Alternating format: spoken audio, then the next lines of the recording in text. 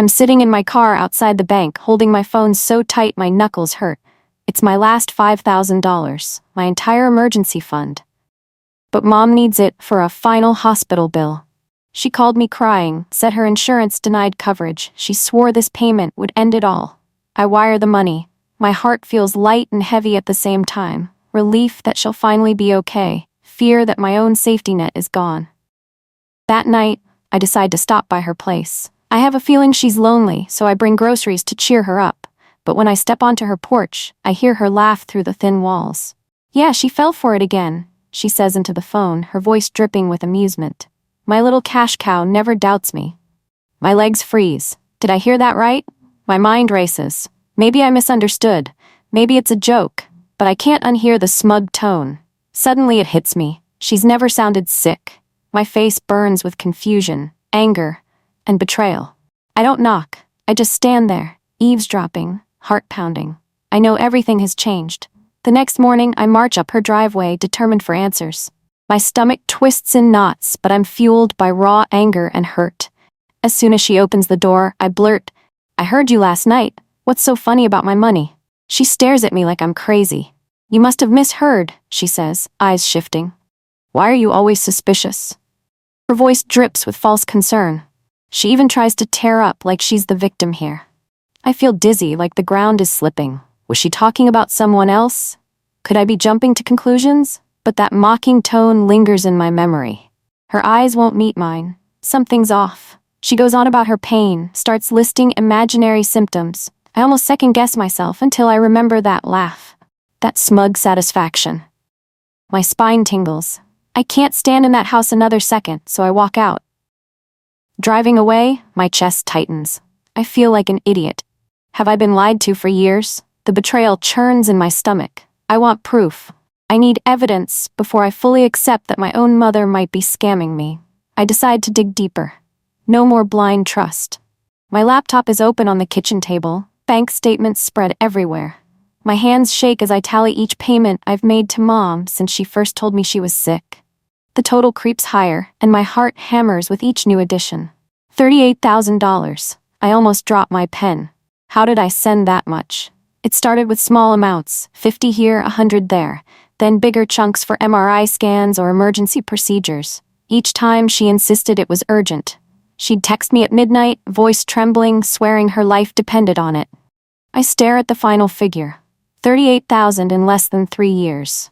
I've put my own dreams on hold. I never bought that plane ticket to visit my best friend. I skipped therapy sessions I needed, all because I believed she was on the brink of death. Now, I can't ignore the question burning in my mind. How is she still in debt after so much help? The timeline is glaringly impossible. If the treatments were real, she should be home free by now. Something isn't adding up. My chest tightens with suspicion. I know I need tangible proof. I'm done relying on her words. I flip open an email chain Mom forwarded me a while back. It has scans of hospital invoices, doctor's notes, lab results, each file carefully labeled. They looked so real then. Now I'm not so sure. I call the hospital listed on the invoices. My palms sweat as I wait on hold. Eventually a crisp voice says, "I'm sorry, ma'am, but there's no record of a patient by that name during those dates." I almost drop the phone. I double-check the invoice number, the hospital's name, everything. It's not a mistake on my end. These documents are fake. Images of Mom texting me at all hours flood my mind. "My labs are in, things don't look good," she'd say. I remember those nights spent crying, imagining the worst. Now I'm staring at these worthless PDFs, pure fiction. I sift through more emails, my heart thuds in my ears. She created a flawless facade, logos, signatures, everything. Why would someone go this far? To manipulate their own child for money? My jaw clenches, a burning sensation in my chest. I close my laptop, tears blurring my vision. This is bigger than a misunderstanding. It's a calculated betrayal, and it's only the beginning. I lie in bed, eyes locked on the ceiling, memories hitting me in waves. I see myself skipping birthdays, telling friends I couldn't afford to join them. I declined job opportunities that required upfront travel costs. All the times I thought, Mom needs me more. She used to call me crying, "Doctors don't think I'll make it to next year." I remember how my voice cracked when I replied, "I'll send you what I can." She'd add, "You can always treat yourself later." I might not be here tomorrow. I feel heat behind my eyes, like tears trying to push through. Guilt, anger, shame. I'd believed every word. Was I just naive, or was she that convincing? Her emotional grip was tight. She knew exactly how to tug at my heart. The memory of my 26th birthday stings the most. I'd canceled a small celebration because she called, sobbing about a hefty hospital bill. I drained my rent savings. That night, I ate ramen noodles, alone, telling myself it was worth it if she'd be okay. Now, I can't sleep. My mind churns with fury. She stole my experiences, used guilt as a leash. I need the truth, no matter how painful. My eyes ache from scanning old emails. Most are pleas for help, but one subject line stands out. Your flight itinerary. It's from 3 months ago, the same week Mom claimed she was in the ICU for complications. I click it open. A flight to Mexico. The departure date lines up with her supposed hospital stay. My stomach flips. I check the details. A round-trip ticket for a week-long vacation. There's an attached resort reservation too. Oceanfront view. I slam my laptop shut, but the reality hits like a truck. She wasn't lying on a hospital bed. She was probably sipping margaritas. My brain flashes to the phone call she made that week. I remember how she groaned in pain, claiming she could hardly breathe. I felt so helpless. I PayPal'd her $2,000 that same day, hoping to cover medical fees. Now it's clear she was enjoying a tropical getaway. My pulse pounds in my ears. I can't describe the betrayal. It's not just money, it's the mental torture she put me through. I text her, but my fingers tremble. We need to talk. She doesn't respond. I realize I'm just scratching the surface of her lies. Late at night, I remember Mom once mentioning a side Instagram account she used to keep track of random stuff. On a hunch, I search her usual username with a twist, her nickname plus some numbers. I find it, and to my shock, it's public. Beach selfies flood the screen. In every photo, she's smiling in a bikini, holding fancy cocktails, sometimes surrounded by friends I've never met. Her captions read, "Healing in Paradise," and "Spa Day to Soothe the Soul." Date stamps match the periods she told me she was bedridden, unable to afford pain medication. My face flushes hot. I want to hurl my phone across the room. She's living a dream life on the money I sacrificed for her supposed treatments. I gave her everything, thinking she was at death's door. Scrolling further, I see pictures of luxury hotel suites, a spa tub filled with rose petals. The sense of betrayal nearly knocks the wind out of me. She looks happy, no sign of sickness, no hospital wristbands, no hospital gowns, just indulgence. I exit the app, my heart racing. There's no denying it now. My mom has been living a secret life, funded entirely by my naive devotion. I can't shake the burning in my gut. With trembling hands, I dig through old text messages for more clues. There's a thread with her friend Michelle.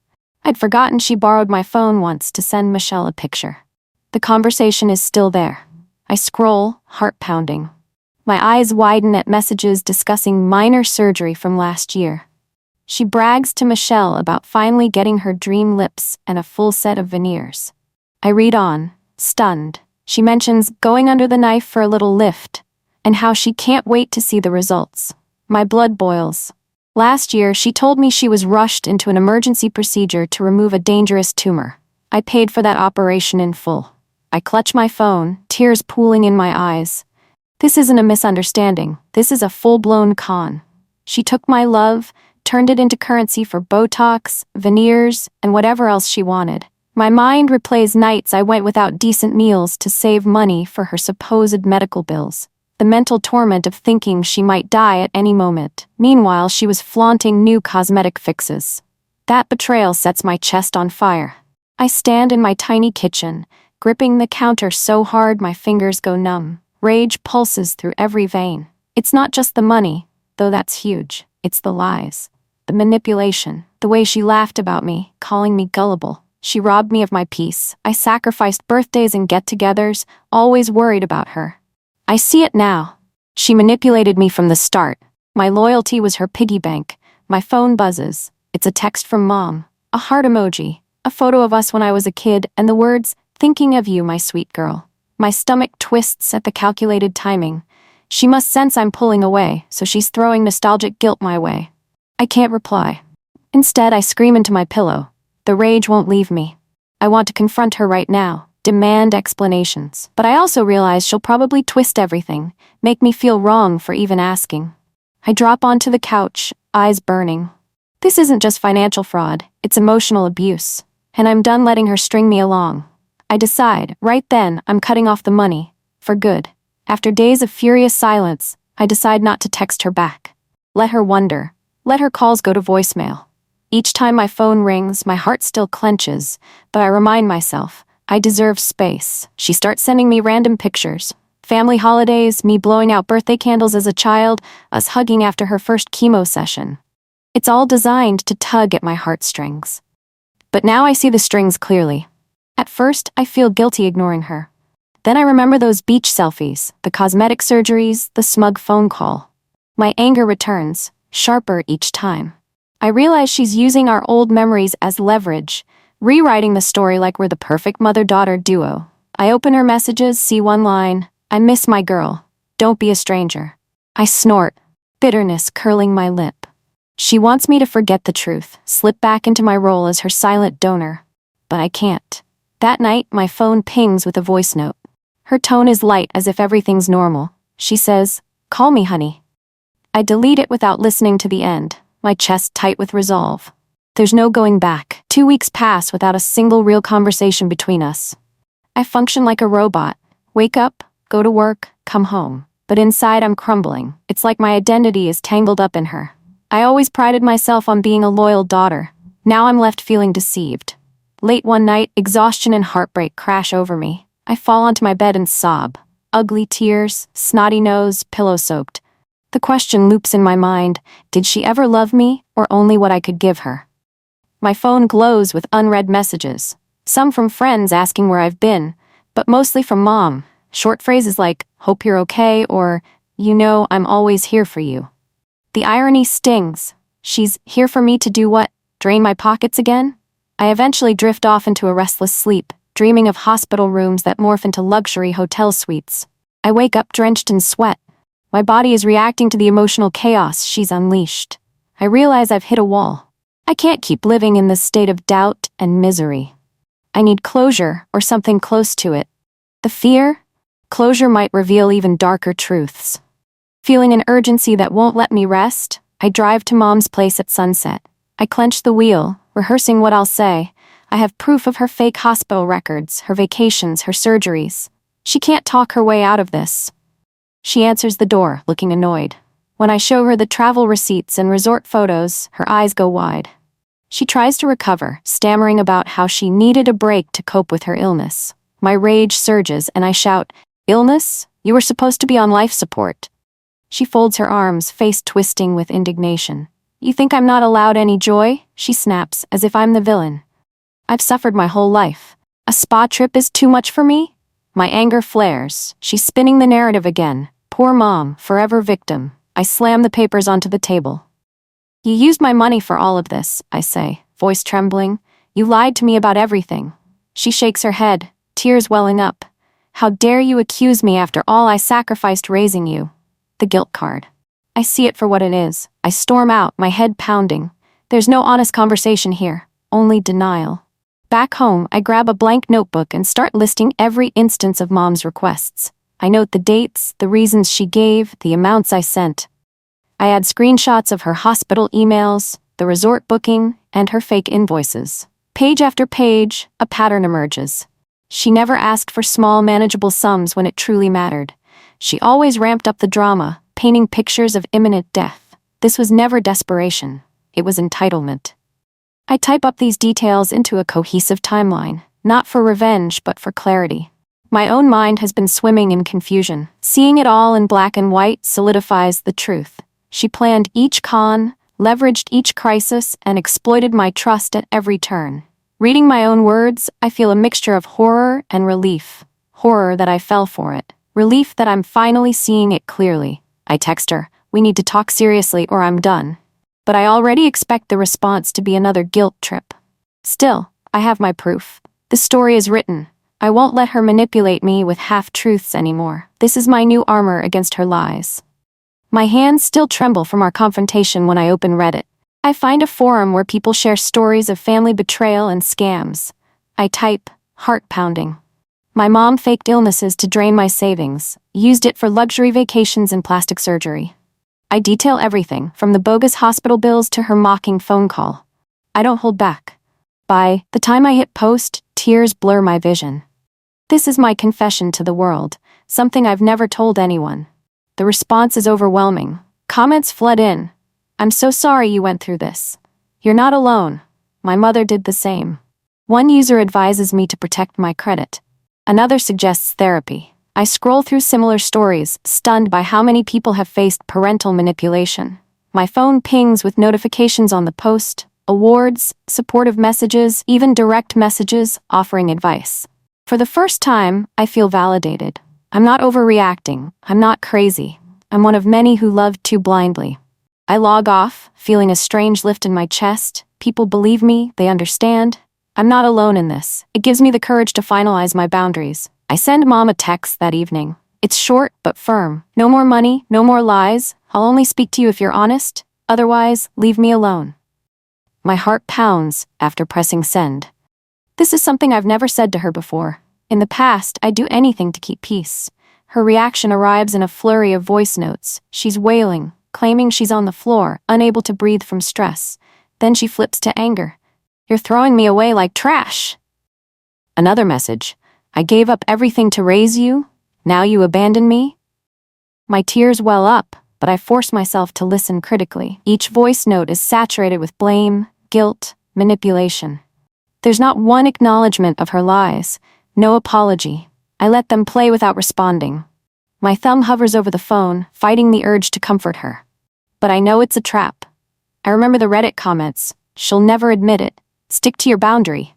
I swallow the pain. This is my first step toward living without her permission or her control. It hurts like hell, but I refuse to back down. I won't let her reel me back in. A week passes.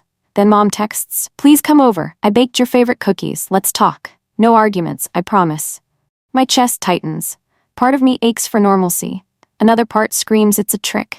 Against my better judgment, I go. She greets me with a warm hug, tears in her eyes. I almost cave. We sit at the table, cookies steaming on a plate. She flips through old photo albums, pointing out pictures. Me in pigtails, us at the park. My heart squeezes with nostalgia. For a second, I imagine we're good again. Then I see her brand new Chanel purse resting on the couch. It's glaringly flashy. My gaze slips to her face. Her forehead looks smooth, lines suspiciously vanished. A fresh Botox job? She notices my stare, quickly changes the subject. I'm trying so hard to make things right. I bite my tongue, adrenaline surging. This reconciliation is another performance. She wants me to soften so she can ask for money again soon. I stand to leave, ignoring the half-eaten cookies. Her voice cracks. Where are you going? I just say, home, because this isn't my home anymore. She's chosen luxury over honesty, and no homemade treat can fix that. Days later, my phone chimes with another text from Mom. I hesitate before opening it. A single line reads, I need $1,000 for a last scan. Attached is a bogus invoice. I feel a jolt of fury, but also a sad resignation. This is her pattern. She bakes cookies, acts sweet, then returns to the well for more money. She's predictable. I refuse to reply. A few hours later, I get a Venmo request for $1,000. Denied. Then a Cash App request. Then PayPal. She's relentless. I fling my phone onto the bed, heart pounding. She really thinks I'll cave. After everything I've confronted her about, she still believes I'll just pay. Anger surges, but there's also a twisted sense of relief. She's proven again that she doesn't care about honesty or me, only the funds I can provide. By midnight, she's left voicemail after voicemail. Some are weepy, others laced with threats. You'll regret abandoning me.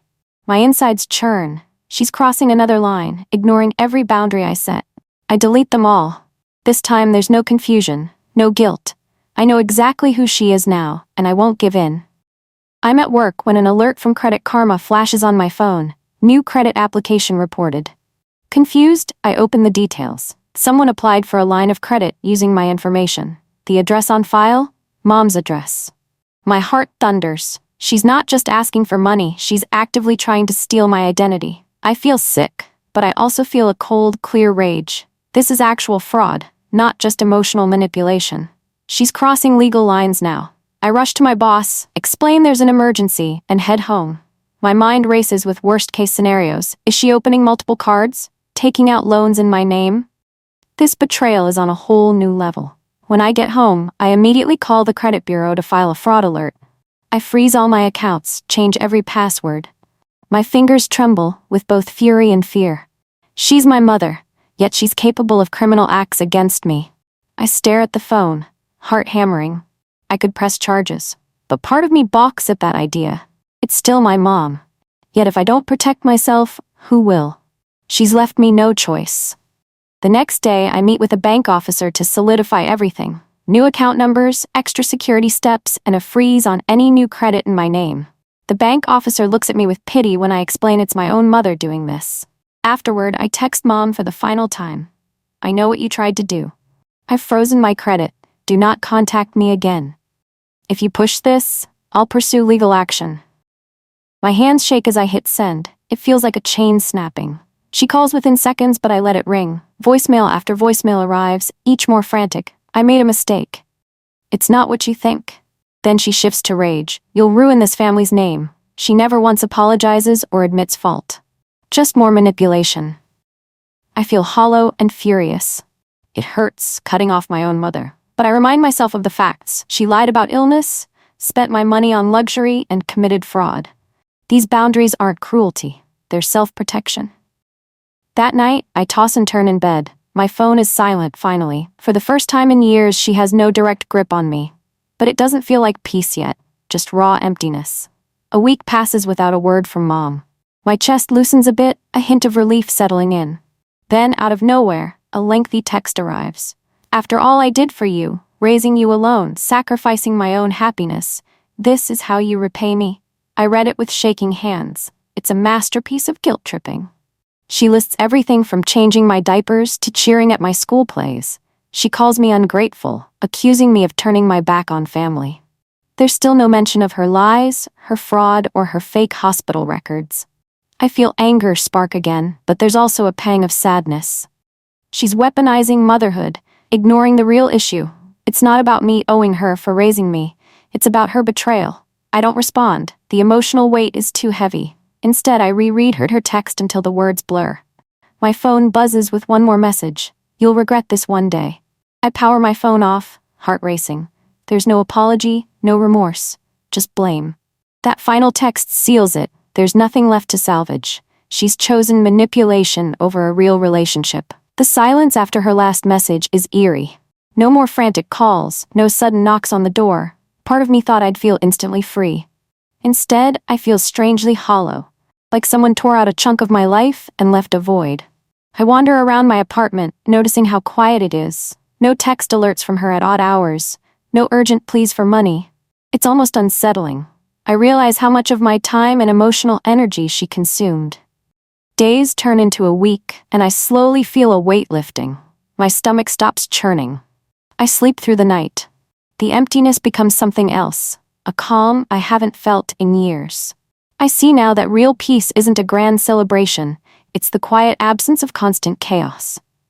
I start cooking again, reading old novels I neglected, taking walks in the evening. At first I feel guilty. Shouldn't I be chasing her down, making sure she's okay? But then I remember, I tried everything. She chose lies over love. I'm alone, but I'm not lonely. I'm experiencing a small taste of freedom, though it's tinged with sorrow. Sometimes, that's what healing looks like. I schedule an appointment with a financial advisor. Sitting in that pristine office, I'm nervous. I worry about judgments or pity. But the advisor is patient, walking me through my credit situation, my new budget, and a plan to rebuild. We discuss future goals I once gave up, like traveling and going back to therapy. A new possibility opens up, me focusing on my own happiness. I'd almost forgotten what that felt like. Afterward, I wander into a bookstore. A painting magazine catches my eye. I remember how I used to paint in high school, before life got complicated. I buy the magazine and a small set of brushes on a whim. That night, I set up a corner of my living room as a makeshift art studio. As I mix colors on a palette, my mind drifts. I feel a gentle stirring of joy, something I haven't sensed in so long. It's not big or dramatic, just a soft, comforting presence. I realize that by cutting my mother off financially and emotionally, I'm regaining myself. It's not an instant fix, but it's the start of a new life chapter, one where my needs finally matter. One afternoon, I checked back on my anonymous Reddit post. I'd promised an update once things settled. So I write, I went no contact with my mom. She stole my money, but I'm safe now, working on healing. I keep it short but honest. Within hours, comments flood in. People share their own experiences with manipulative parents. Some were disowned after refusing more demands. Others discovered secret credit cards opened in their names. The stories are heartbreakingly similar. A few thanked me, saying my post helped them recognize red flags. One user wrote, "Your courage inspired me to finally set boundaries with my toxic dad." Another said, "Reading your story feels like therapy. Thank you." Tears pricked my eyes. For so long, I felt ashamed, embarrassed to admit my own mother duped me. Now, I see it's more common than I realized. That sense of community bolsters my resolve. I'm no longer alone in this fight. I close Reddit, heart feeling a bit lighter. Knowing my story helps others heal, or at least find clarity, gives me purpose. It makes the pain a little more bearable. Turning betrayal into a cautionary tale for those who need it most. A plain white envelope arrives in my mailbox, scrawled in my mom's handwriting. My stomach flips. She must have switched tactics again. Part of me wants to rip it open, see if she finally admits her lies. Another part dreads her words. I carry the envelope to my kitchen table and stare at it. My heart thumps with conflicting emotions. Curiosity, hope, fear. But I remember all the guilt trips, all the manipulations. This letter is likely another performance. I grab a lighter from a drawer. My hands shake as I hold the envelope over the sink. For a second, I feel a pang of guilt. What if she's apologizing? But then I recall the identity theft attempt, the fake tears, the scornful laughter about her little cash cow. I flick the lighter. The edges of the envelope curl and blacken, smoke rising. The letter shrivels into ash. I flush the ashes down the sink, tears leaking down my cheeks. It's not out of hatred, I'm just protecting my peace. Burning that letter is my final goodbye to her manipulations. I feel a strange relief, like a door slamming shut on a nightmare. A few months later, I'm on a sunlit beach, warm sand between my toes. It's a solo trip I should have taken years ago. My phone remains locked away in a hotel safe. I breathe in the salty air, feeling my shoulders drop with each wave. I think about how far I've come. I lost money, time, and a version of motherhood I desperately wanted to believe in. But I gained something else, freedom from constant dread. The ache of betrayal is still there, but it's not strangling me anymore. Waves lap at my ankles. In the distance, the sunrise colors the horizon in pink and gold. For once I'm truly present, no urgent calls or guilt-fueled requests. Just me, at peace, deciding how my day unfolds. As the sun climbs higher, I close my eyes, letting the warmth seep into my skin. My life is finally my own. I choose where my money goes, how I spend my time, and who I allow near my heart. I take one last look at the horizon and start walking. Each step feels like a promise to myself. No more lies, no more manipulation, only my truth, my life on my terms.